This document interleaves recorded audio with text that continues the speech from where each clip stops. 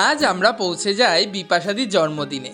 বিপাশাদির জন্মদিনে যাওয়ার জন্য আমি প্রথমে লিলুয়া থেকে ট্রেনে করে পৌঁছে যাই বালি, বালি থেকে অটো করে পৌঁছে যাই দক্ষিণেশ্বর, দক্ষিণেশ্বর থেকে মেট্রো ধরে চলে যাই দমদম।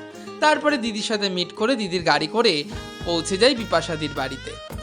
আমরা যাওয়াতে বিপাশাদি আজ খুব খুশি হয়েছিল।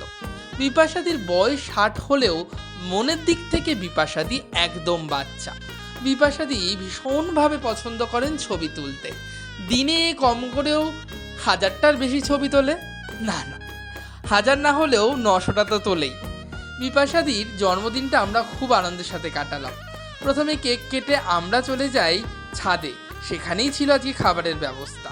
মেনুতে ছিল fish finger, radhaballavi, mutton, rice. Fish ফিঙ্গারটা অসম্ভব ভালো হয়েছিল। প্রত্যেকে খুব হৈ হৈ করে আনন্দের সাথে দিনটা কাটালাম।